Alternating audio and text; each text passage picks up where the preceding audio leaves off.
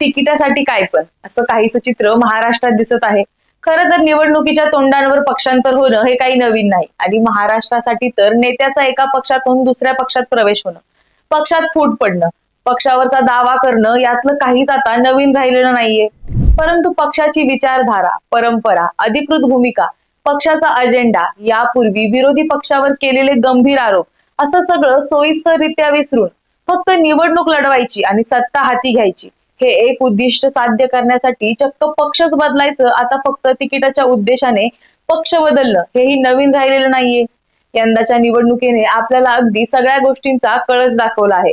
म्हणजे विधानसभा लढवण्यासाठी तिकीट मिळालं पाहिजे, मग ते आपल्याशी विसंगत विचारधारा असलेल्या पक्षातून मिळो किंवा अगदी काल परवापर्यंत ज्या पक्षाविरोधात आपण भूमिका मांडल्या, ज्या नेत्यांविरुद्ध आपण विविध वक्तव्य केली, अशा कुठल्याही पक्षाकडून मिळो, पण तिकिटासाठी गेल्या काही दिवसात राज्यात महत्वाची पक्षांतर झालेली दिसतात आणि घर एक पण पक्ष अनेक अशी स्थिती सध्याच्या घडीला आहे.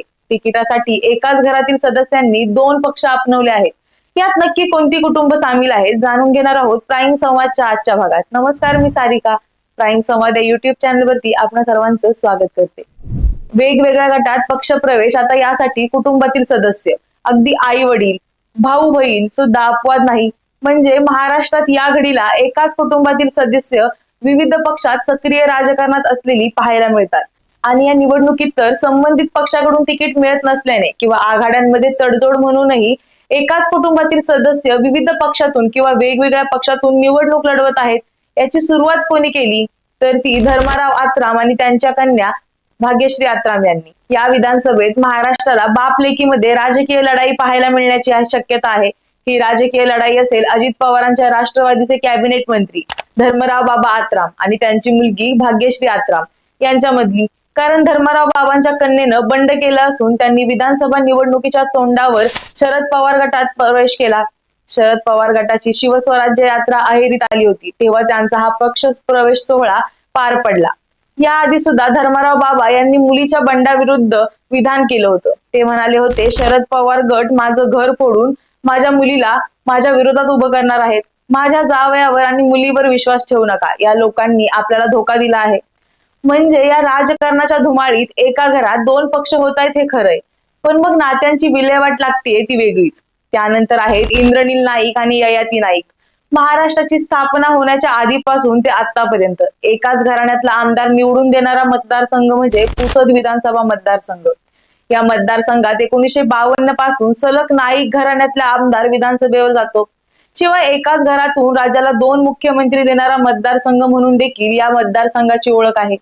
गेल्या 5 वर्षात राज्यातील राजकीय समीकरण बदलल्याचा परिणाम या मतदारसंघावरही झाला आहे.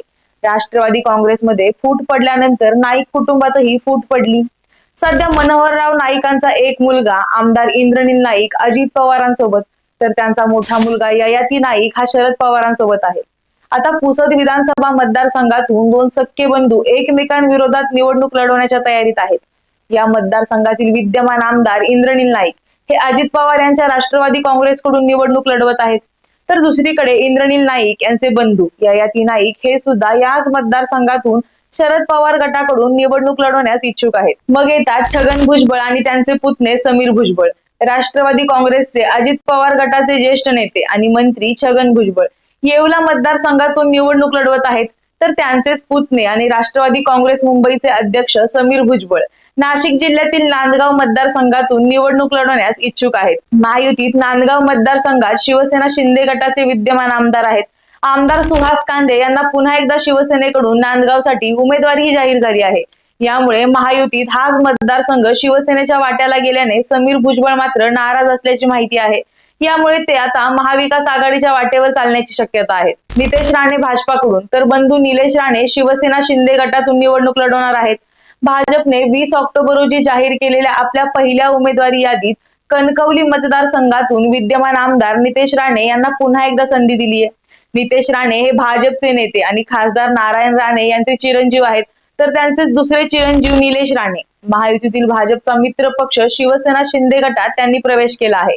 निलेश राणे यांना कुडाळ विधानसभा मतदारसंघातून निवडणूक लढवायची आहे. महायुतीतील जागा वाटपानुसार हा मतदारसंघ शिवसेनेचा असल्याने भाजप त्या ठिकाणी उमेदवारी देऊ शकत नाही.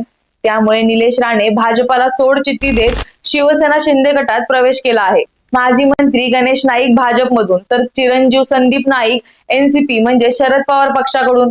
भाजपचे नवी मुंबईतील नेते आणि माजी मंत्री गणेश नाईक यांना पक्षाकडून ऐरोली विधानसभा मतदारसंघातून उमेदवारी जाहीर करण्यात आली आहे. तर त्यांचे चिरंजीव माजी आमदार संदीप नाईक यांनी निवडणुकीच्या तोंडावर 22 ऑक्टोबरला शरद पवार यांच्या राष्ट्रवादी काँग्रेसमध्ये प्रवेश केला. संदीप नाईक हे नवी मुंबई भाजपचे अध्यक्ष म्हणूनही कार्यरत होते, परंतु या पदाचा राजीनामा देत त्यांना आता पक्षांतर केलं आहे.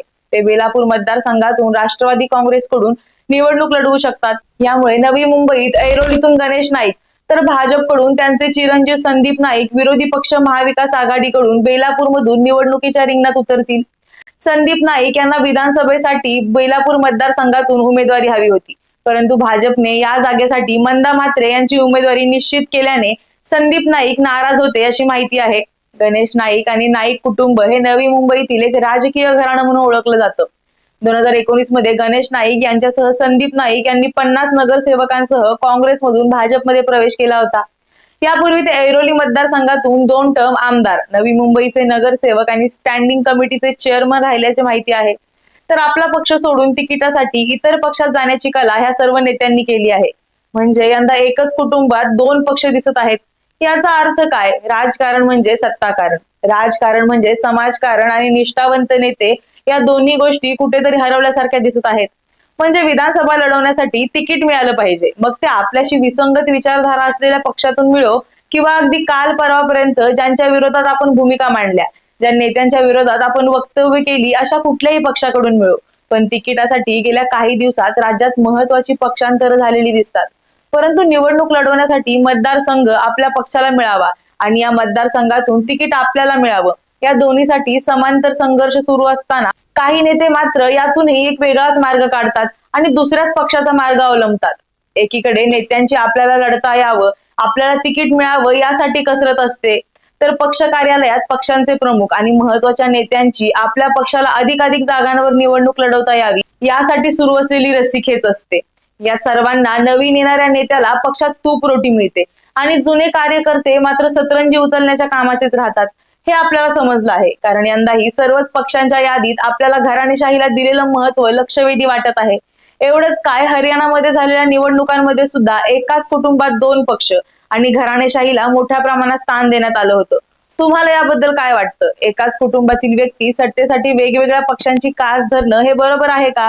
हे आम्हाला कमेंटमध्ये नक्की सांगा आणि प्राईम संवाद या युट्यूब चॅनलला सबस्क्राईब करायला विसरू नका. धन्यवाद.